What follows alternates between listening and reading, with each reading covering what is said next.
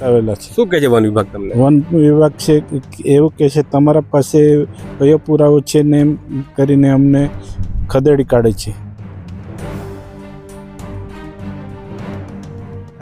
તો 2 વર્ષથી અમને જમીન ખેડવા દેતા નથી। જંગલ ખાતા આવે એટલે ખાખી પોતળો દેખાય એટલે અમને ડરી જવું પડે। ઠીક લાગે? હા, બીક લાગે એટલે દંડા મારવા એ લોકો દંડા જ બતાવે। હા, અને બંદૂક બતાવે। તો અમારે કેવી રીતે અહીંયા જમીન ખેડવાનું? છેલ્લા 1 મહિના કરતાં વધુ સમયથી નર્મદાના સાગબારા તાલુકામાં આવેલી જંગલ જમીન મુદ્દે ખેડૂતો આંદોલન કરી રહ્યા છે અને 6 દિવસથી ધરણા ઉપર બેઠા છે। ત્યારે આંદોલન કરી રહેલા ખેડૂતોના મૂળ પ્રશ્નને સમજવા માટે નર્મદા લાઈવ સાગબારાના ખોપી ગામે પહોંચ્યું હતું અને ખેડૂતો સાથે વાતચીત કરી સમગ્ર હકીકત જાણવાનો પ્રયાસ કર્યો હતો। તમે પણ સાંભળો।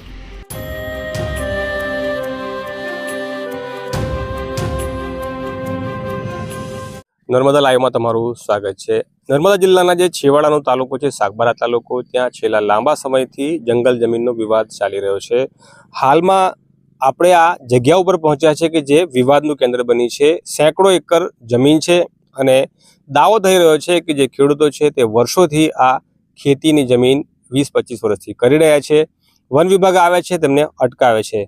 હું તમને દ્રશ્યોમાં બતાવવાનું કહીશ કેમેરામેનને કે આ તરફની જે તમને ફેન્સિંગ દેખાતી હોય તો આ ફેન્સિંગની પેલી તરફનો જે ભાગ છે એ સાગબારા તાલુકાના જે ખેડૂતો છે તે વર્ષોથી ખેતી કરતા હતા, તેમને વન વિભાગે અટકાવી દીધા છે।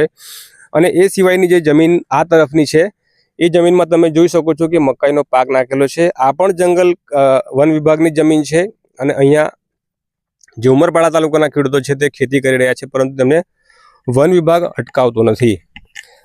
હાલમાં જે છેલ્લા 5 દિવસથી અહીંયા ધરણા ચાલી રહ્યા છે અને જે ખેડૂતો છે અને કેટલાક આદિવાસી જે નેતાઓ છે તે પણ આ ધરણામાં જોડાયા છે। આજે પણ કેટલાક રાજકીય નેતાઓ અહીંયા આવ્યા છે।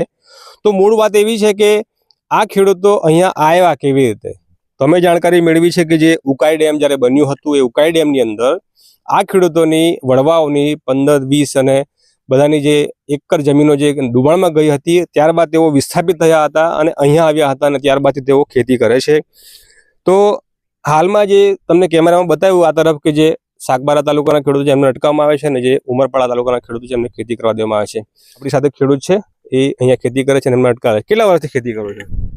2002 થી ખેતી કરતા હતા। અમે 2024 સુધી ખેતી કરવા દીધી। 25મા સાલમાં બંધ કરી આપી છે।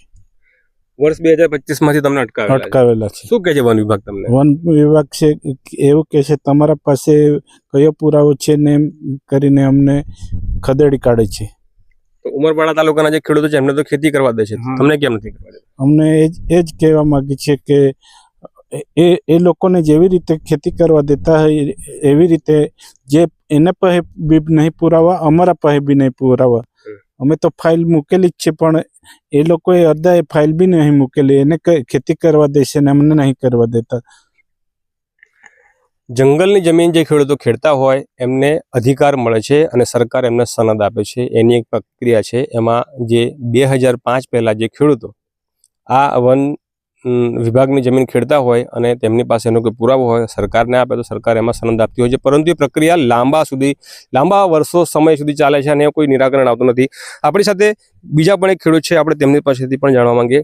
કાકા, કેટલા વર્ષથી તમે અહીંયા ખેતી કરો છો અને અહીંયા કેવી રીતે આવ્યા? અમે ઉકાઈ ડેમમાં અમારી જમીન ડૂબાણમાં જતી રહી, બરાબર। પછી અમારા દાદા અહીંયા આવ્યા ખોપી, પછી અહીંયા રોકાઈ ગયા। પછી અહીંથી પેલી બાજુ અમને જમીન નહીં મળી, પછી અહીંયા રોકાઈ ગયા। પછી આ જમીન ખેડતા આવ્યા 2002 થી। 2002 થી ખેડ્યા તો 2 વર્ષ થયા। તો 2 વર્ષથી અમને જમીન ખેડવા દેતા નથી। જંગલ ખાતા આવે એટલે ખાખી પોતળો દેખાય એટલે અમને ડરી જવું પડે। ઠીક લાગે? હા, બીક લાગે એટલે દંડા મારવા એ લોકો દંડા જ બતાવે। હા, અને બંદૂક બતાવે। તો અમારે કેવી રીતે અહીંયા જમીન ખેડવાનું? હા, અમે તો એને હારે આ વસ્તી છે એને હારે અમારે ઝઘડો નથી, જંગલ ખાતા હારે ઝઘડો નથી। અમારે તો જમીન છે, મતલબ છે। હા, હવે અમે ડૂબણમાંથી આવ્યા છે તો અમારે જમીન નથી। હા, નહીં તો તપાસ કરો, સાગબારામાં નથી, દિલ્હીમાં નથી, ક્યાં જ અમારા નામના નિશાની નથી। અમારે જમીન હતી ઉકાઈ ડેમમાં, રાંધડી। આ લોકો બી રાંધડી ઓળના બધા અમે હાથે જ હતા એ બાજુ। હા, એક જ ગામના હતા એટલે બાજુમાં ગામ હતા અમારે। કાહલપુર, રાંધડી ઓળ, કોલવાણ એ બધા હાથે જ હતા અમે। એમને જમીન આપી છે ઉમરપાડા? હા, એને જમીન આપી છે, અમારા દાદા એ નહીં આપી। પુરાવા તમારી પાસે નથી? છે ને, પુરાવા બી છે અમારા પાસે। પુરાવા બી છે? હા, બસ એટલું। પોલીસ અહીંયા આવે છે અને વન વિભાગ આવે છે દંડા લઈને, હથિયાર લઈને, અને આ ખેડૂતોને અહીંયાથી ભગાડી મૂકે છે. ખાખી જોઈને એમને બીક લાગે છે એવું પણ એમનું કહેવું છે. મૂળ વાત એવી છે કે જ્યારે ઉકાઈ ડેમનું બંધારણ થયું હતું, ઉકાઈ ડેમ જ્યારે બન્યું હતું અને ઉકાઈ ડેમ બન્યા પછી એમાં જે પાણીનો ભરાવ થયો, એમાં જે પાછળ જે ગામો આવેલા હતા એ ગામો ડૂબાણમાં ગયા.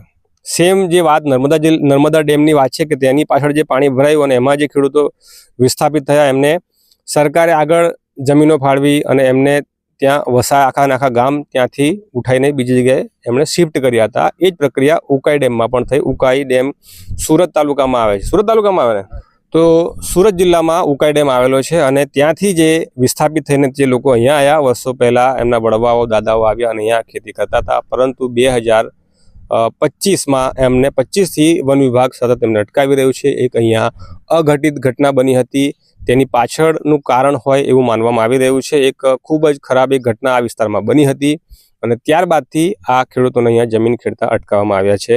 તો આ જે લાંબા સમયથી જે વિવાદ ચાલી રહ્યો છે અને અહીંયા સ્થળ પર શું હકીકત છે એ તમારા સુધી અમે પહોંચાડી રહ્યા છીએ. તો આ જ પ્રકારના ન્યૂઝ અને અહેવાલ માટે નર્મદા લાઈવ સાથે જોડાયેલા રહેજો.